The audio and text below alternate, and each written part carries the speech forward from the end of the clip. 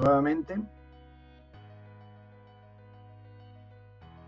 Y aquí lo que nosotros prevemos como objetivos de aprendizaje es, bueno, pues conocer o repasar los fundamentales de mercado, ¿no? Como precios de salida, absorciones, también qué es una tasa de capitalización de manera muy básica y cómo la vamos a utilizar, la importancia de los comparables de mercado, el ciclo económico inmobiliario y, bueno, la tecnología como herramienta de entrega de valor.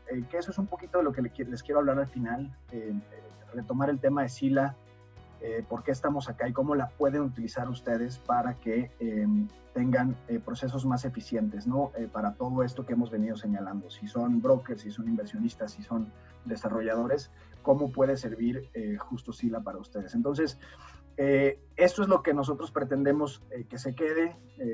Si se queda todos o cualquiera de estos puntos como aprendizaje, bueno, pues ya salimos ganando, ¿no? Quiero ver si me ayuda alguien a leer el caso, alguien quizá que lo haya leído con antelación. ¿Quién se avienta a leerlo? ¿Quién me ayuda? No sé si lo tengan ustedes o lo podemos proyectar por aquí, ¿lo están viendo? ¿Te animas? Yo me lo puedo aventar. Órale. Soy Enrique Alcántara. ¿Desde los objetivos o...? No, yo creo que nos vamos directo al caso. ¿Lo vas a leer desde mi computadora o tú tienes el caso abierto? No, yo lo traigo aquí abierto. Ah, buenísimo. Órale. A ver. Caso, Cambio Investment Group. Natalia Ibarra se encontraba pensativa al final de su jornada laboral. Era su primer mes de trabajo como asociada senior en uno de los fondos de inversión en real estate más importantes de Canadá, con presencia en México. Natalia venía de recibir su grado en administración de empresas de parte de una prestigiada universidad en Estados Unidos. Después de una rápida curva de aprendizaje, la primera tarea encomendada por su jefe, el director de inversión, fue la de analizar dos posibles casos para presentar resultados al comité técnico, el primero ubicado en la Ciudad de México y el segundo en Monterrey. Y aún, cuando Natalia tenía amplios conocimientos sobre la industria debido a una de sus materias en el MBA, tenía muchas lagunas en cuanto al conocimiento básico del mercado. Obviamente pensó en contratar un par de proveedores para el análisis robusto una vez adquirido el terreno o el activo. Sin embargo, tenía que tomar una decisión anticipada sobre la mejor ubicación del posible proyecto, además del tipo de activo. Cambio Investment Group, CIG, estaba diseñado como un vehículo de representación de un fondo de pensiones de maestros en Ontario, Canadá. Este vehículo era el que tomaba las decisiones de inversiones inmobiliarias alrededor del mundo y, por supuesto, en México. En nombre del fondo de pensiones, CIG había invertido en diferentes momentos en el país. Tenía presencia desde hace 15 años y se especializaba en el sector industrial y de oficinas, es decir, en activos capitalizados por rentas. A pesar de que tenía conocimiento de la industria, el comité técnico era especialmente estricto sobre los datos utilizados para los supuestos financieros e indicadores de retornos de inversión, así como para el riesgo a asumir. En el momento de la toma de decisiones, México pasaba por un momento de inestabilidad, tanto económica como política.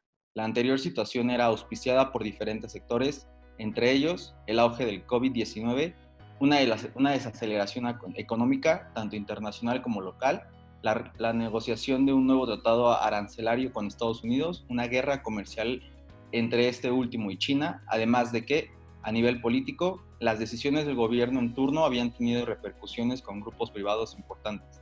Esto había hecho que la percepción de confianza bajara, de acuerdo con ciertas calificadoras. La importancia de revisar los datos a partir de los cuales se tomarían las primeras decisiones era muy importante dadas las condiciones en las que se encontraba el país. Es decir, poca confianza, una inversión pública raquítica, además de medidas fiscales que espantaban a los privados, entre otros temas. El asunto no era sencillo. Natalia debía llegar con información preliminar que llenara los ojos de su jefe y del comité, además de anotarse su primera palomita en un desempeño como asociada de inversión. Gracias, Juan. Las preguntas, si quieres, tú mismo, me encantaría resolver las primeras dos, ¿no? ¿Cuáles serían los primeros indicadores que Natalia tendría que analizar? Y qué otros factores tendrían que ser tomados en cuenta para definir un posible mercado para invertir. ¿Nos puedes ayudar respondiendo lo que se te venga a la cabeza? ¿No pasa nada?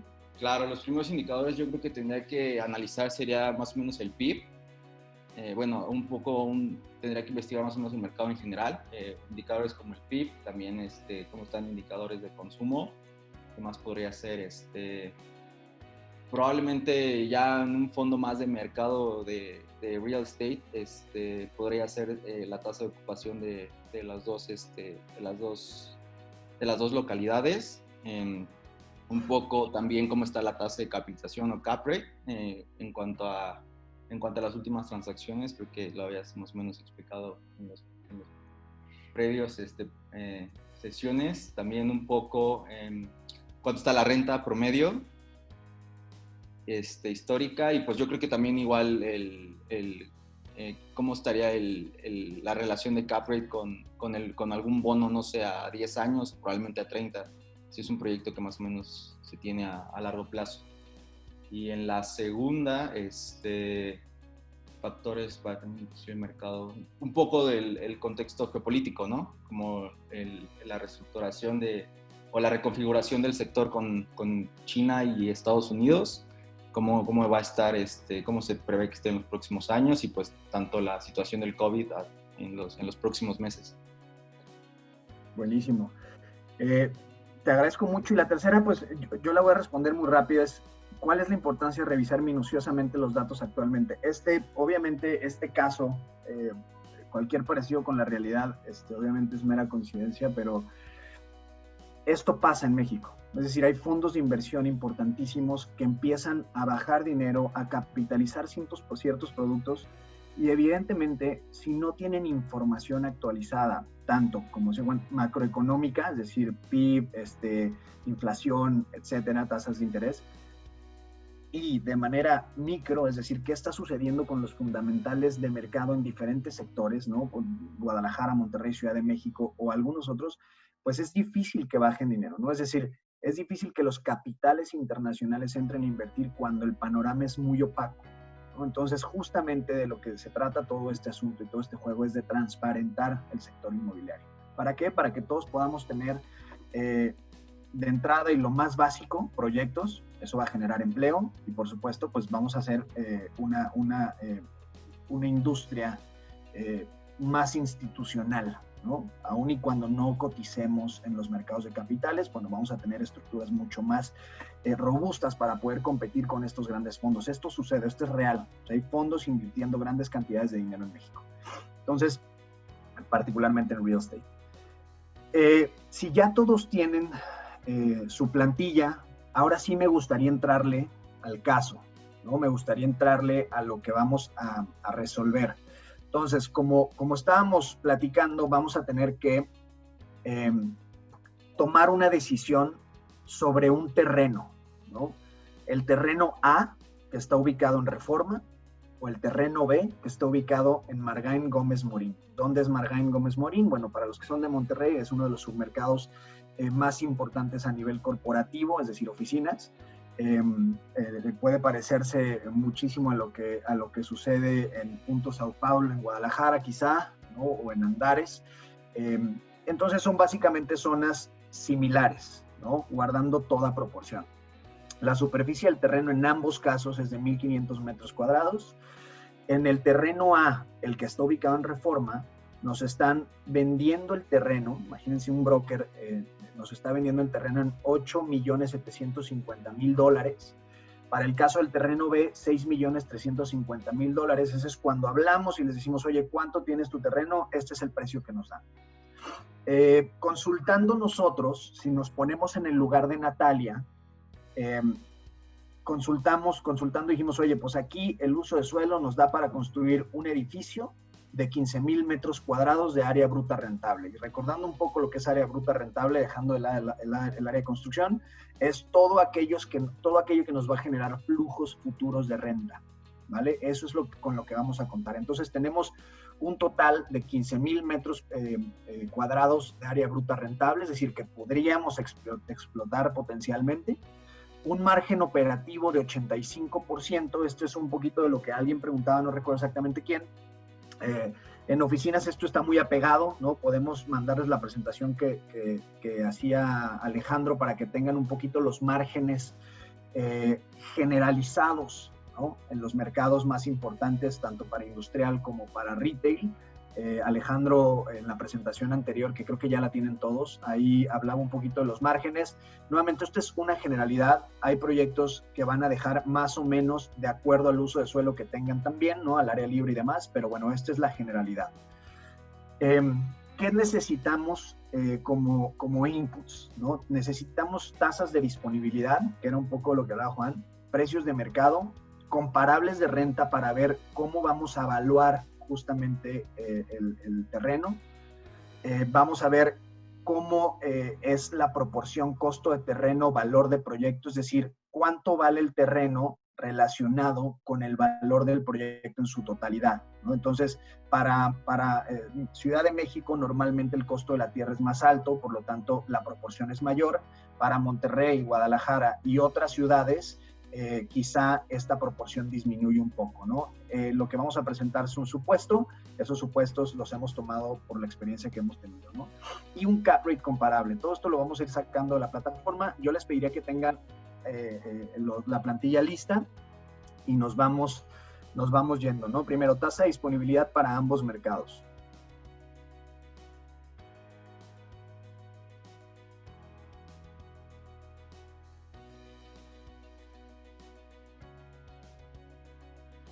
Vamos a darle login.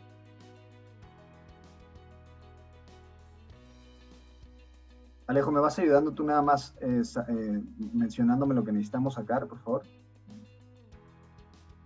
Claro. Entonces, vamos por la tasa de disponibilidad primero para el submercado de Reforma. Y todo esto les pediría que lo fueran metiendo a su plantilla para que después ustedes puedan hacer el ejercicio. Entonces, le voy a dar aquí pantalla completa y lo vamos a poder sacar desde diferentes lados, ¿no? Vamos a darle aquí en Oficinas Ciudad de México y vamos a darle clic al submercado de Reforma. Entonces resulta que en el submercado de Reforma tenemos una tasa de disponibilidad del último trimestre levantado, que fue el primer trimestre del 2020, de 9.68%. Les pido que anoten esto donde dice tasa de disponibilidad. Inmediatamente después les pide precio de mercado, ¿cierto, Alejandro? Correcto, precio de mercado. Ok, el precio de mercado, es decir, el precio pedido para rentar un espacio en el submercado de Reforma durante el primer trimestre del 2020 fue de $30.87 por metro cuadrado. Entonces les pediría que anoten esto también ahí. ¿Qué es lo que sigue, Alejandro? Podemos revisar de una vez, Margain, los mismos dos indicadores, tasa de disponibilidad y precio de mercado. Perfecto. Entonces, nos vamos a Margain Gómez Morín en la plataforma y lo que nos va a decir la plataforma es que durante el primer trimestre del 2020, en este submercado, la tasa de disponibilidad fue de 16.78 y el precio de mercado fue de 25.36.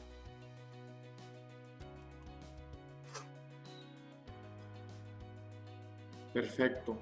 Podemos revisar ahora los cap rates y comparables de renta para ambos mercados. Perfecto. Entonces aquí nos vamos a mercado de capitales y vamos a revisar cuál fue la última adquisición que se dio para un edificio A+, que es justamente lo que nosotros queremos, en el submercado de Reforma. Entonces nos vamos a mercado de capitales. Déjenme le doy aquí refresh a la página.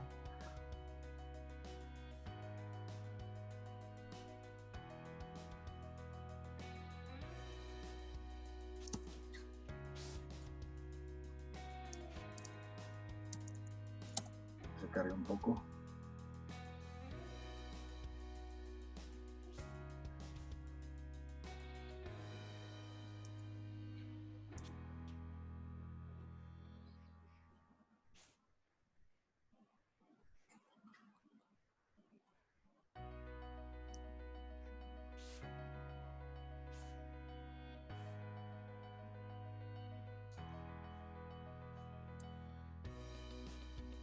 Por acá lo tengo ya de este lado. Ah, ok, perfecto. Comparto pantalla.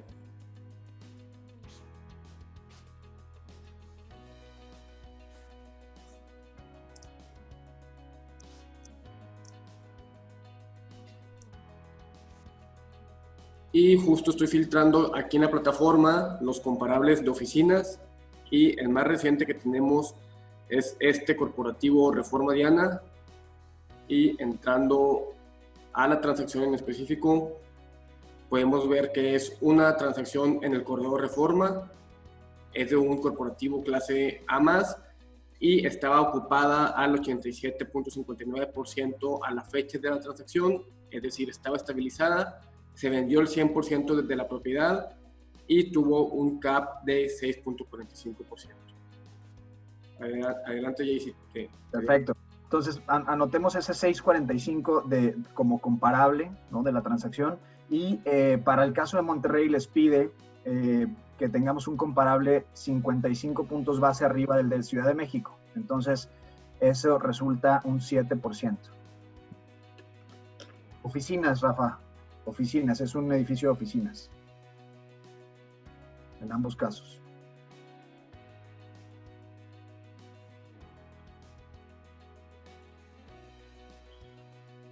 Podemos revisar ahora los comparables de renta. Sí. Vamos a darle aquí para revisar comparables de renta. Ahora, ¿por qué vamos a revisar comparables de renta si ya tenemos un precio de mercado, ¿no? Esto es importantísimo porque al final de cuentas, lo que nosotros queremos es hacerlo lo más detallado posible y tener el mejor resultado posible. Es decir, lo necesitamos hacer tan puntualizado como queramos para poder tomar una decisión basada en datos reales. Es decir, en aquellos contratos que se cerraron durante el trimestre o quizá un poco anteriormente, pero lo más aterrizado posible. Entonces me voy a ir, déjenme compartirles la pantalla. Me voy a ir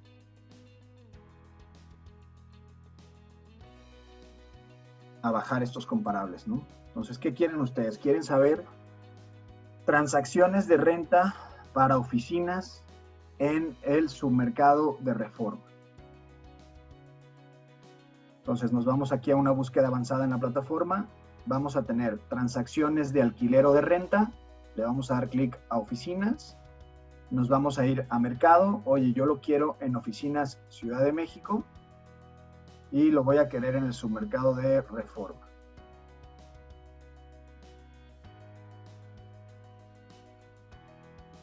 Entonces, lo que hace la plataforma es lanzarnos 128 transacciones encontradas, desde las más recientes hasta las más antiguas. Y lo que vamos a hacer es seleccionar algunas de estas y descargarlas. ¿Cierto? Yo ya le damos imprimir transacciones y nos va a empezar a descargar el archivo. Yo previamente ya lo había descargado y lo tengo listo por acá. ¿Qué necesitamos de este archivo?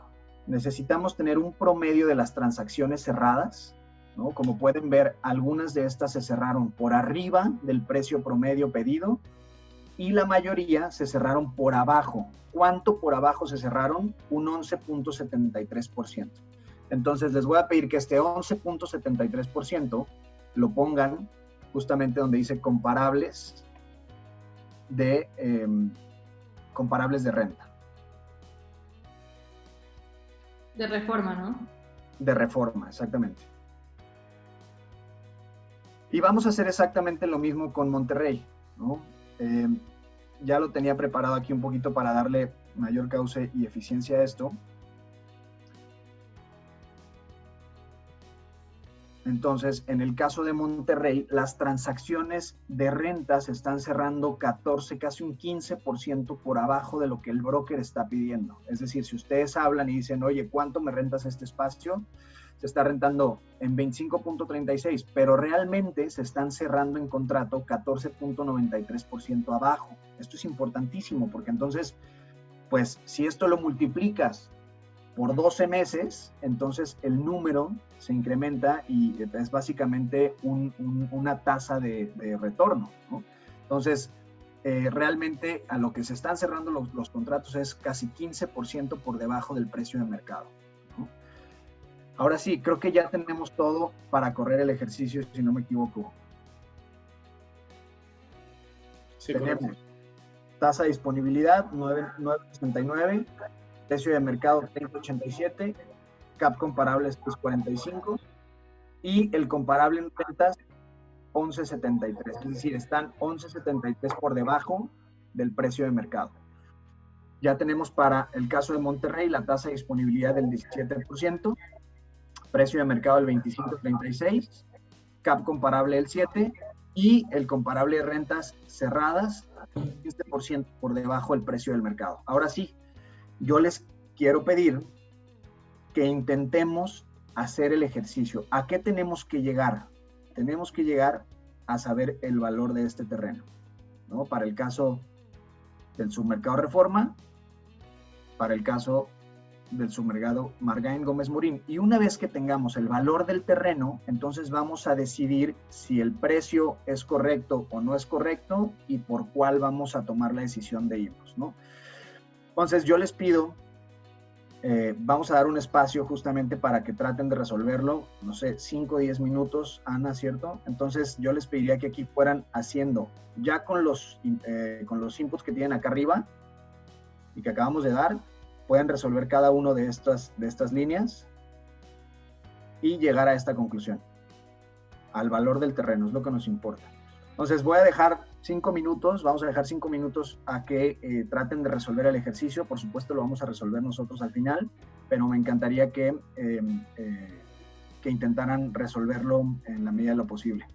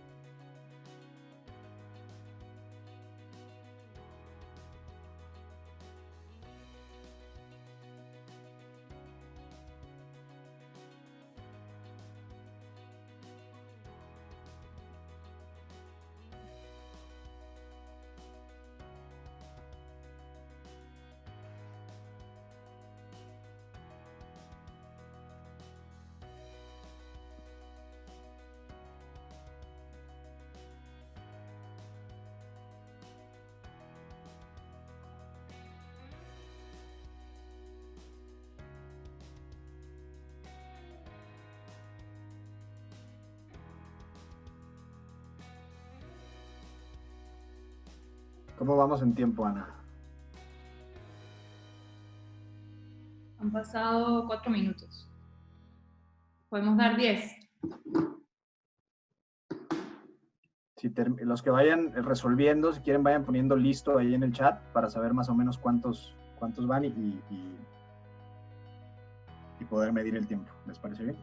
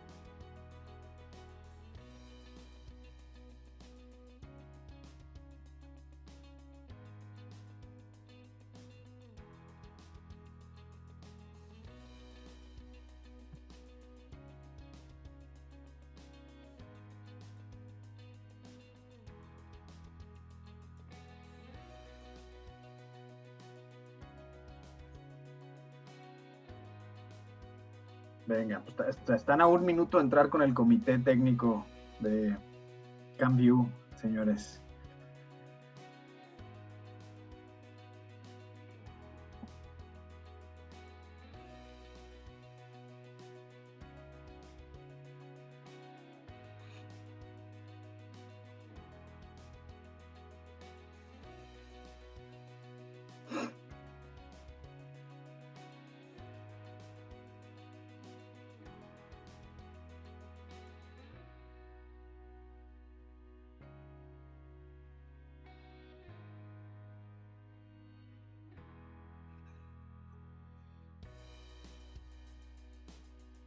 Listo. Bueno, pues ahora sí, vamos a tener que escoger entre el terreno A y el terreno B, ¿no? Para poder desarrollar nuestro edificio de oficinas con 15,000 metros cuadrados de área bruta rentable, al cual ya le sacamos los ingresos potenciales con la tasa de disponibilidad que tenemos al día de hoy, es decir, al último trimestre levantado por parte de Sila. Ya pudimos ver cuáles son los ingresos brutos, los ingresos operativos netos, y con ello, en teoría, ya pudimos generar un valor para todo el proyecto, y este valor, a partir de este valor, sacar justamente el precio del terreno y tomar una decisión. Ahí me parece, Alejandro, no sé si dimos el precio el valor del terreno en el valor el costo del terreno en el valor del proyecto. Para el caso de Ciudad de México era el 15% y para el caso de Monterrey el 12%. Entonces, bueno, ya con esto vamos a tomar la decisión. Ana o Alejandro les van a dar ahorita una encuesta. Vamos a tomar la decisión sobre A o B, y es cuestión de que le piquen A o B y vamos a revisar las respuestas y vamos a resolver el ejercicio muy rápido al final. Buenísimo. Voy a compartir pantalla para ir ingresando a la encuesta. Y les compartimos la liga de la encuesta en el chat. Ahí pueden entrar al quiz. Exacto. Y les pediría, por favor, entrar, o una vez ya dentro de la liga, ingresar este código para poder entrar a la encuesta.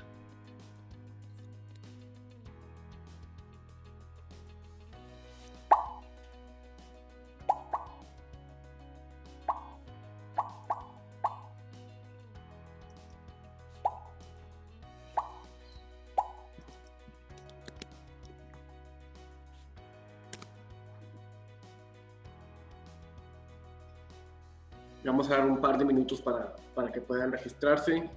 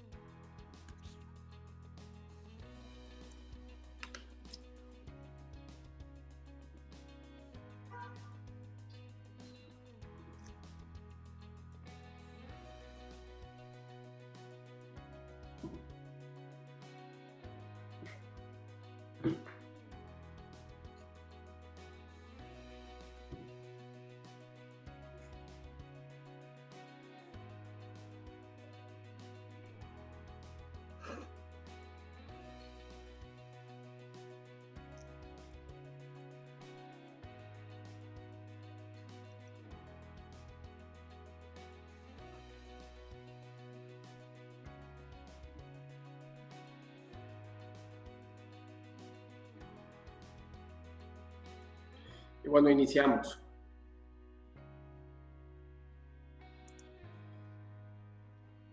Ahí en su pantalla van a tener la opción de escoger.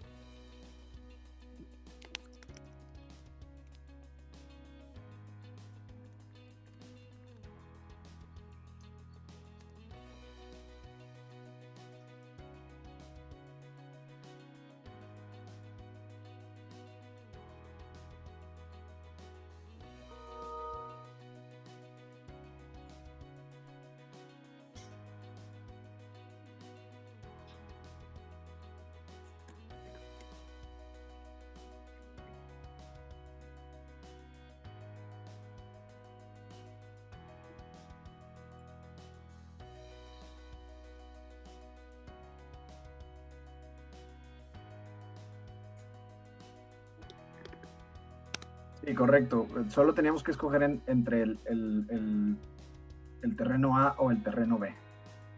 Correcto. Parece que ya faltan ahí, por ahí, 2 personitas, pero parece que ya la gran mayoría de los participantes dieron su respuesta.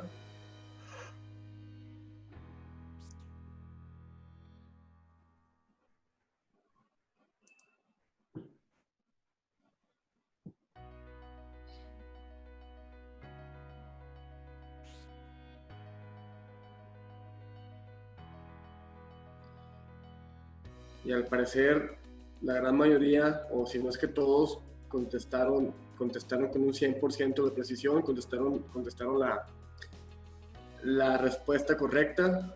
Entonces, bueno, pues muchas felicidades porque hubo gran porcentaje de precisión ahora aquí en este quiz. Pues estuvo muy bueno. Yo creo que ni resolverlo hace falta, entonces. Exacto. Déjenme hacer el ejercicio nada más para que, digo, si también lo quieren, lo compartimos nada más para que les sirva de plantilla, pero esto es justo lo que hacen. Obviamente los underwritings llevan muchísimo más que esto, ¿no? Pero este es el principio de un análisis para cualquier propiedad, ¿no? Para cualquier propiedad que queramos prevalidar, este es el inicio. Entonces, déjenme, les comparto la pantalla, vamos a resolverlo muy rápido y respondo dudas o respondemos dudas aquí, Alejandro, Ana y yo, si es que hay algunas, ¿no? Entonces, estos eran los insumos que teníamos por ahí. Teníamos los datos de lo que nos estaban pidiendo, teníamos el valor comercial, es decir, lo que nos estaba pidiendo el broker por el terreno, y bueno, nosotros somos Natalia y tendríamos que correr esto para llevarle al comité de CAMView pues nuestra decisión, ¿no? Entonces, y nuestra decisión basada en lo que tenemos como comparable sencillo. Entonces, lo primero que teníamos que hacer es la ocupación del inmueble. Esto, por supuesto, multiplicarlo por la tasa de disponibilidad, ¿no? Entonces, la tasa de disponibilidad para el submercado de Reforma de 9.69, con lo cual teníamos una ocupación del inmueble de 13.547 potencial, ¿no? Potencial. Entonces, con esto tenemos que trabajar una proyección. Transacciones promedio de renta, ¿cuánto estaban por debajo? Estaban un 11.73 por debajo del precio del mercado. ¿Por qué no utilizamos el precio del mercado? Por obvias razones. No podíamos llegar con el comité técnico y decirle, oye, así estaban sacando el precio. Sí, pero ¿cuánto se cierran los contratos? Eso es lo que le interesaba al comité técnico saber, ¿no? Entonces, resulta que los contratos estaban cerrando un 11.73% por debajo. ¿Cuánto significa esto? ¿No? Entonces, vamos a ver. Significa que en promedio los contratos se están cerrando a 27, 25 por debajo. Esto impacta directamente en el ingreso operativo neto potencial que vayamos a tener, ¿no? Porque si metemos el precio de mercado, pues a lo mejor infla un poquito y deja de ser objetivo y, por supuesto, conservador, ¿no? Ingresos mensuales, aquí básicamente lo que tenemos que hacer era una multiplicación sencilla. $370,000 mensuales, anualizarlos, aquí básicamente era multiplicar por 12. Los gastos operativos, aquí decíamos que el margen operativo era del 85%, entonces esto lo teníamos que multiplicar por el margen. Y nos daba 664,000 de gastos, y con ello tenemos, por supuesto, el NOI, que son los ingresos operativos netos, ya descontando estos gastos operativos que lo veíamos con Alejandro, pues eran temas de marketing, de administración de la propiedad, etcétera, y con ello llegamos ya a obtener un ingreso operativo neto, ¿no? Entonces, para obtener el cap rate, nosotros veíamos que la operación era, o la fórmula es ingresos operativos netos entre el valor de la propiedad. Si esto lo despejamos, entonces tenemos que el valor de la propiedad va a ser igual al ingreso operativo neto que divide a una tasa de capitalización. ¿Cuál es esta tasa de capitalización por la cual tengo que dividirlo, ¿no? Entonces tiene que ser un comparable fidedigno. En este caso nosotros nos fuimos a Sila y buscamos el último comparable que teníamos, que resultó ser de 6.45 para una propiedad adquirida en el mismo submercado que estamos evaluando. Entonces, aquí lo que tenemos que hacer básicamente era dividir los ingresos operativos netos entre nuestro comparable, y automáticamente nos arrojaba el valor total del proyecto en rentas anualizadas. Son $58 millones. Eso es lo que vale el proyecto en rentas, ¿no? En un periodo de tiempo. ¿Qué tenemos que hacer ahora para sacar el valor del terreno? Ahora sí, como veíamos, la distribución de costos para el caso de México ponía un 15% ponderando el terreno, considerando todo el valor del proyecto. Entonces aquí básicamente era multiplicar el valor total en rentas por este 15%, del mercado y nos da 8.7 millones de dólares. ¿Qué pasa aquí? Bueno, vamos a hacer lo mismo de una vez con el otro terreno, que básicamente es copiar esto y ponerlo acá. Y ya tenemos nosotros nuestro valor total del proyecto en rentas. Y vamos a sacar el valor del terreno, que acá es diferente porque el 12% es el peso del terreno en el valor de las rentas anuales. ¿Qué pasa aquí? Entonces, el broker nos estaba pidiendo 8.7, o el dueño de la propiedad nos estaba pidiendo $8.750.000, ¿no? El precio pidió el terreno. Y resulta que el precio del terreno, el valor real del terreno, es $8.756.347. Es decir, el precio que nos están pidiendo está por debajo del valor del terreno, ¿no? Entonces, creo que la decisión es evidente. ¿Qué pasa en Monterrey? El precio pedido por el propietario era casi $1 millón por encima de lo que realmente vale el terreno con los comparables que nosotros tenemos hoy. ¿Qué sucede si nosotros estamos del lado del comprador o estamos del lado del vendedor? ¿Qué sucedería si cambiamos estos insumos? Y abro el micrófono un poquito, a lo mejor alguien quiere opinar, tiene alguna duda hasta aquí, y después vamos moviéndole un poquito a los inputs.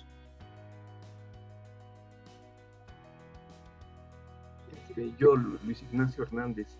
No, pues de hecho, como prácticamente el valor que yo saco de mi análisis es similar a lo que pide el propietario, pues todavía tengo como comprador la facilidad de negociar y irme un poco más abajo, y seguramente con lo que ahorre ahí, pues tendré un colchoncito para el hardware, el software, etcétera, la parte hard, soft, permisos, y estaría un poco más libre en mi proporción, de mi desglose de gastos.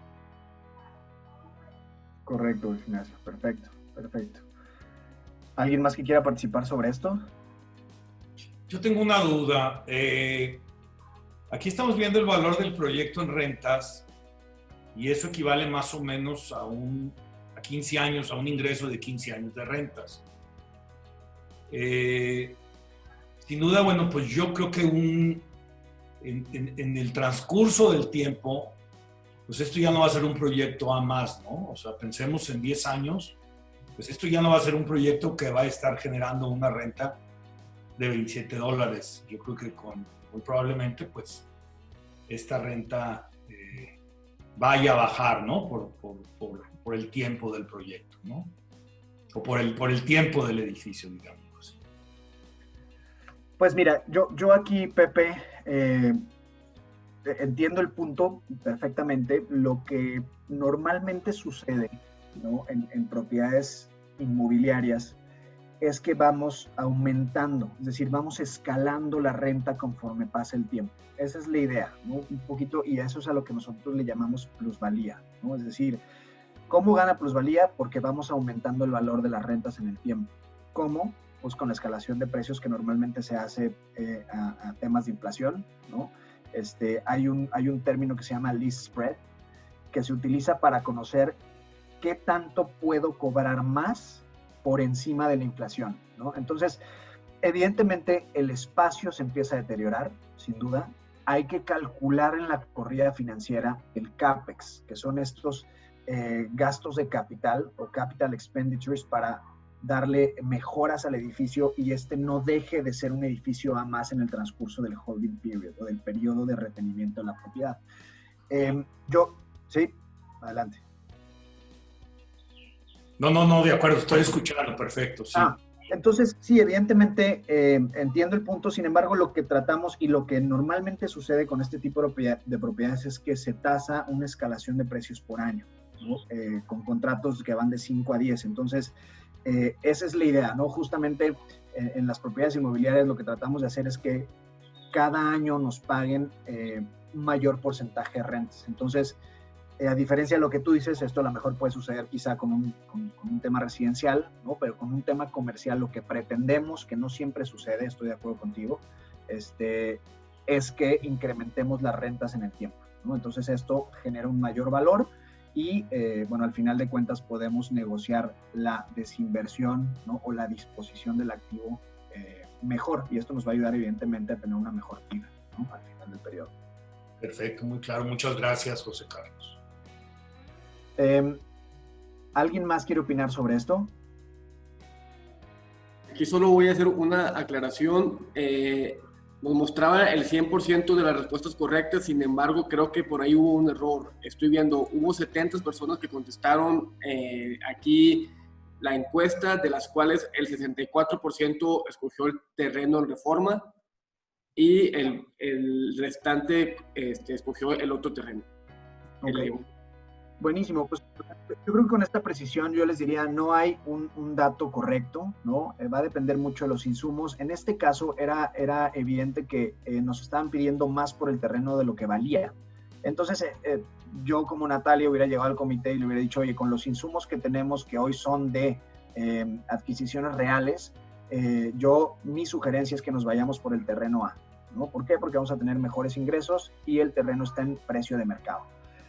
Negociar $1 millón, no sé si para los brokers que hoy nos acompañan sea sencillo, yo creería que no.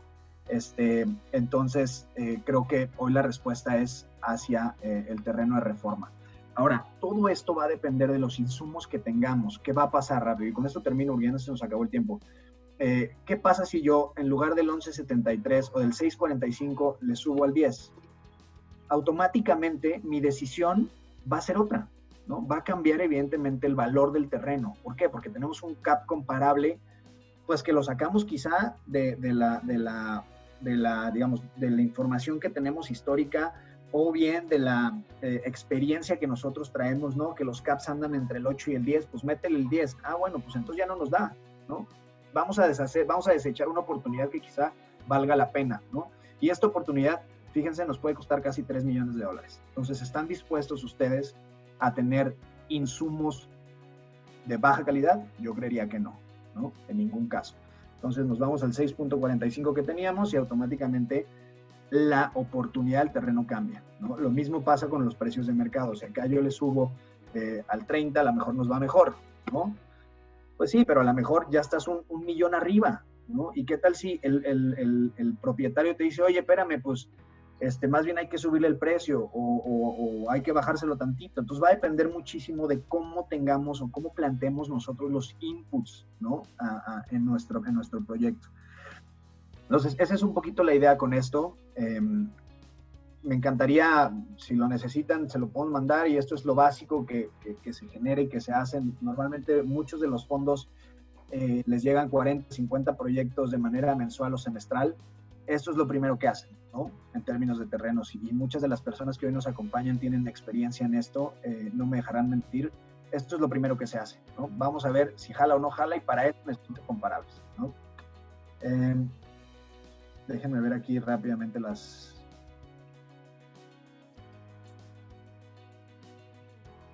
Voy a dejar de compartir pantalla. Y listo. A ver, me tengo que retirar. Un punto: normalmente no pierde valor la renta, hay que considerar los incrementos anuales. Totalmente, muy buen ejercicio. Muchas gracias por compartir su experiencia. Pues por aquí nos quedamos nosotros. No sé si haya... Sí, a ver si todos pueden prender su cámara para tomar un screenshot de la clase.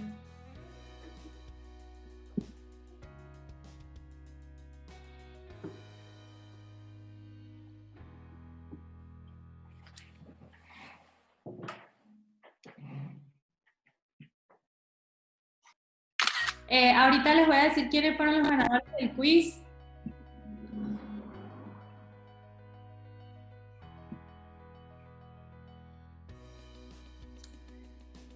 ¿Ven mi pantalla? Sí, Ana. Los ganadores, y esto fue por récord acumulado de participación en los quizzes y respuestas correctas, fueron Luis Ignacio Hernández, Eduardo Cabrera y Sergio Corona. Muchas felicidades. Y bueno, a los demás, gracias por ser parte de la primera edición de Sila Bootcamp, y les estaremos haciendo llegar sus certificados de participación hoy mismo. Y por ahí también se van a poner en contacto con ustedes, a los ganadores, para hacerles llegar también por ahí un detallito, ¿no? Mil gracias a todos. De verdad, les agradezco mucho a todos los que están aquí, caras conocidas. Nacho, por ahí te veo, gracias por estar atento. María Concepción del TEC también, que está aquí con nosotros, tuve oportunidad de estar con ella hace poquito. Mil gracias por conectarse, espero que haya sido de mucha utilidad y esperen noticias, a lo mejor no va a ser el último. Ojalá que podamos hacer más temas de estos, ¿no? Y lo que nos interesa a nosotros es hablar un mismo idioma del real estate, empezando por lo que consideramos más básico, que muchos, al final, hay muchas dudas a raíz de esto, y llevarlo hasta la parte más sofisticada, ¿no? Que puede ser esta proyección, esta parte de rentabilidades, que seguramente estaremos viendo en un futuro. Les agradezco muchísimo a todos, de verdad, y pues que tengan un excelente jueves, o resto de jueves. Gracias.